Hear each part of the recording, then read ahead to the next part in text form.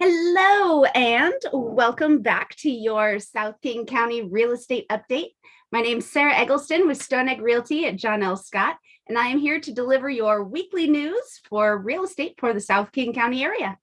I'll go ahead and get jumped into the slides. So today is December 17th. It actually is our last weekly update of the year. Next Friday and the Friday after, because of Christmas and New Year's, I'm taking those 2 days off, but doing a yearly recap. So it's the yearly version of this show, taking a look back at where we've been in 2021, and that'll be on Tuesday, December 28th. So make sure to tune in for that and see what a crazy year we've had in real estate. And happy Blue Friday. I am back with my colors. Hope you are too. Last game was 10 a.m. and the Seahawks did take away a win at 33-13. And hopefully they can repeat that this coming Sunday at 1:25. So make sure to tune in and cheer on your blue. And what happened this week? So I have a buyer that I've been working with for a little while now. We had looked at a number of things, but her financing wasn't quite in order yet. When we found things that we kind of liked that she wanted to put an offer on, financing wasn't quite in order yet. So we worked on getting her pre-approved, fully underwritten so that we could move forward as quickly as possible when we found the next place that was going to work well for her. And there was a few that we had seen that we decided not to write an offer on just because she was working at a really, really popular price point. Kind of that $200,000 price point goes super quickly right now. And so I had prepared her, hey, we're heading into winter. There's not as many properties that come on the market during the winter. However, there's generally some buyers step back. I think this year I told her I thought this year was going to be a little different because the demand level for the last 2 years has been pretty elevated, or year and a half. And basically, if we wanted to find properties that we wouldn't have to fight as hard for on those multiple offers, maybe we should look at properties that have been on the market a little bit longer. We found one, it had gone pending twice and come back to the market. Both times the buyer failed the financing. Their financing didn't go through in the end, so the deal fell through and the home came back to market. Lucky for us. And we went and checked it out. It was probably the most perfect thing we've seen for her. So we went in at a list price offer and got it under contract. And I'm so excited for my buyer. We had our inspection this past Monday, and the condo's fine. Like, it's a stigmatized property because it's gone off the market and then come back on twice. So people may think that there's something wrong with it at that point. But if you are looking to purchase a home and you're having trouble competing with the multiple offers, I encourage you to look for those properties that have been on the market a little longer. You may be able to get them for a slightly lower price and use that extra money that you may have to put work into it to make it exactly what you want. So that is my tip for the week. Congratulations to my buyer on going mutual. I'll jump back into my slides here. So U.S. home construction rebounds a strong 11.8 in November. So October, it had new construction had kind of fallen down a little bit, but they are booming back super strong. And buyer demand for new construction homes has been very elevated since the pandemic started. Yeah, we're seeing now double-digit increase. However, if we look at 2020, we're actually pretty even to 2020. Single family housing starts are still down 0.8% from November of last year. This is due mainly to the problems that the construction industry is having. So supply chain and not having enough labor. There's been a whole bunch of things that have been slowing down the home building process. If those hindrances weren't in place and we could build as fast as we could during normal times, we would have sold a lot more new construction homes because they're getting gobbled up as quickly as they're made. Median price of a new home, so half of the homes sold or more and half are less, is a record 407,700 in October. That's up 18% from a year earlier. And this is a nationwide number, remember. So we're in a very high priced market if you look at the nation as a whole. Here in Seattle, the greater Seattle area, we have a booming housing market. So our homes around here are much higher priced on average, but as a nationwide number, having 407,700 be the median price for new construction, that's a pretty powerful statement. It looks like it's not going to slow down for 2022. Solid demand, backlog of home orders favors builders in 22. Home builder stocks have really done well in this year. The strong gains reflect the investors' confidence in builders' prospects for capitalizing on a red-hot U.S. housing market that is underpinned by strong demand, still low interest rates, and a shortage of homes on the market. However, the supply chain bottlenecks are still in place. They prevented a lot of building from happening last year, and they are still in place this year.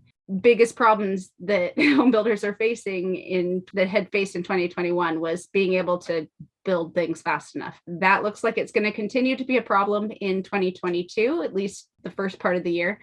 Garage doors, windows, plumbing fixtures, tons of supplies are experiencing way higher prices and are not being delivered as fast. It's truck drivers and the manufacturers, they're all behind. So this has been a big problem in construction. In May, we did see the highest price for lumber. Lumber had soared to twice what it was the year before, 1,670 per thousand board feet in May. That dropped to $456 in August, but now we're back at 1,100. So lumber has been a very volatile market on its pricing this year, with things costing significantly more than they did in 2020 or 2019. Lumber's gone through the roof. Bringing it back to forbearances, it's been a while since we've talked about what's happening with the forbearances.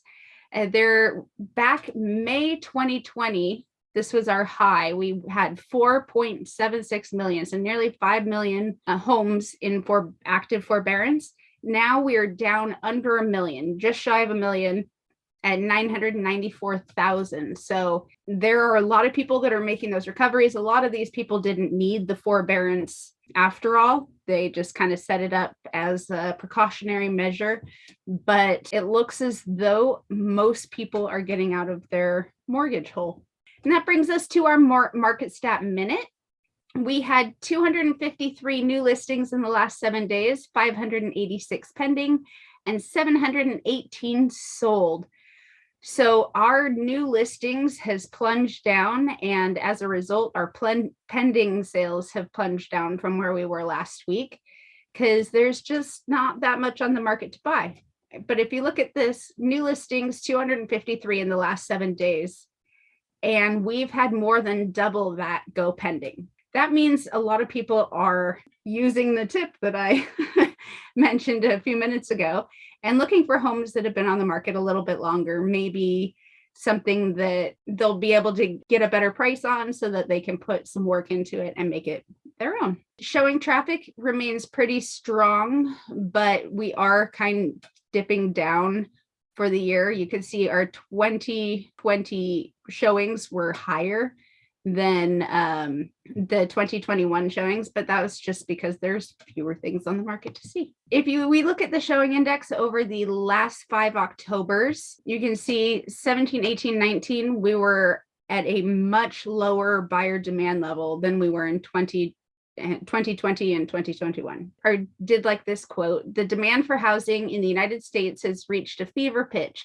a trend that opposes the norm of this time of year when the market cools as the winter months set in. This is totally defying what we would expect to see this time of year. Buyer demand has not dropped off nearly what we would expect to see. And for mortgage rates, last week, we were at a weekly average of 3.10. And this week, we are at 3.12. So remaining pretty flat. On Wednesday, the Fed announced that they expected that it would be dialing back its monthly bond purchases, combat accelerating inflation. So we expect to see interest rates rise next year. How fast, we don't know, but pretty much all of the experts believe that mortgage rates are going to go up in 2022. And if we bring it to, this is actually yesterday's, they hadn't updated today's mortgage rates stat yet. So yesterday we were at 3.16 for our daily rate. And I showed this last week on the show, but I thought it was important, so I thought I'm going to drop it in here again. The upper lines here, this is 16, 17, 18, and 19, and our mortgage rates for those years. Historically, this was low when this started, and now this is kind of becoming the norm. Then 2020 hit, and we kind of plummeted straight down. And in 2021, we've made a gradual journey back up over 3%. Just wanted to show this because it points out that even though we're much higher than right now than we were at the beginning of the year in January, these are historically low interest rates. So don't let that deter you from seeking a pre-approval if you're interested in possibly buying a home. Rising interest rates, I know a lot of people are like, oh my gosh, the interest rates are going to rise, so homes aren't going to sell anymore. And that historically is very much not true.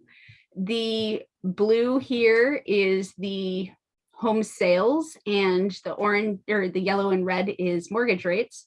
And in times of raising mortgage rates, we had a rise in sales in this period and this period and 2005. The only time it went the other direction was kind of this mortgage crisis here. Basically, home sales are not impacted by mortgage rates. It may be in the very short term, but then people kind of get over the shock of, oh, it went up a little bit, I should get in now. Just another little plug here for the 2021 recap 2022 predictions episode on Tuesday, December 28th.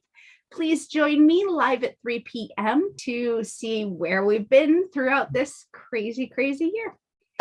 And if you have any questions, please feel free to reach out. My phone number and email address are on the screen there, or you can message me in whatever platform you're watching this on. I would love to have a conversation about real estate with you and the real estate market in your specific area. Thank you so much for joining me. I will be back here on Tuesday, the 28th, for your year-end recap and next year predictions.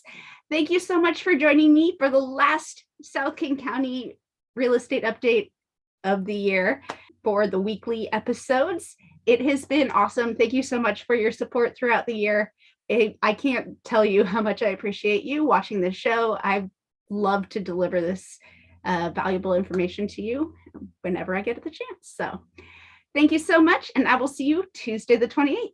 Have a great week and Merry Christmas.